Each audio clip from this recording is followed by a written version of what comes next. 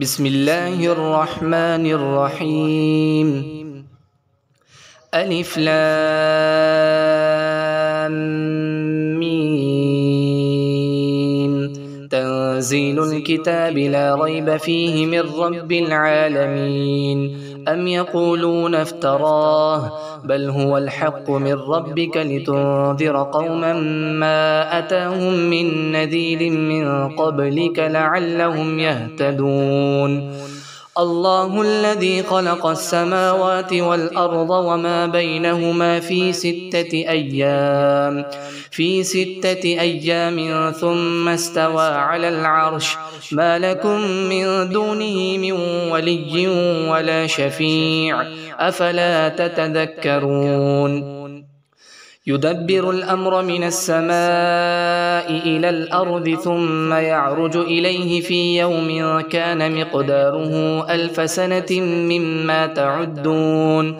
ذلك عالم الغيب والشهادة العزيز الرحيم الذي أحسن كل شيء خلقه وبدأ خلق الإنسان من طين ثم جعل نسله من سلالة من ماء مهين ثم سواه ونفخ فيه من روحه وجعل لكم السمع والأبصار والأفئدة قليلا ما تشكرون. وقالوا أئذا ضللنا في الأرض أئنا لفي خلق جديد بل هم بلقاء ربهم كافرون.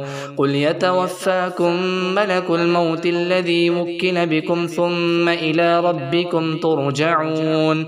ولو ترى إذ المجرمون ناكسوا رؤوسهم عند ربهم ربنا أبصرنا وسمعنا فارجعنا نعمل صالحا إنا موقنون. ولو شئنا لآتينا كل نفس هداها ولكن حق القول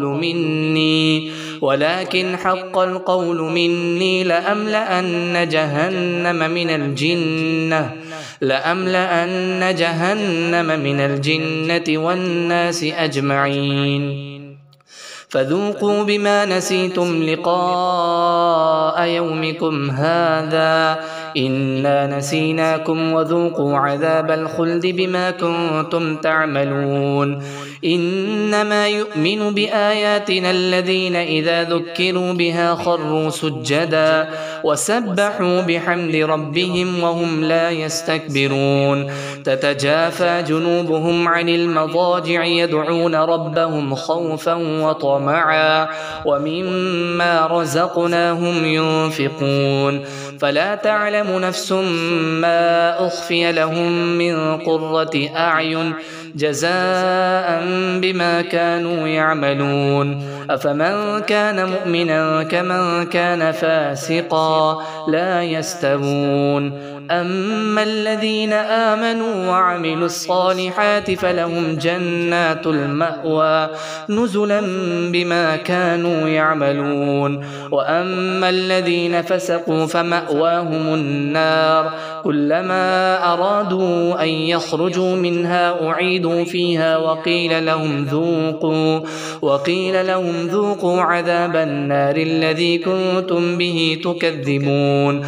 ولنذيقنهم من العذاب الأدنى دون العذاب الأكبر لعلهم يرجعون.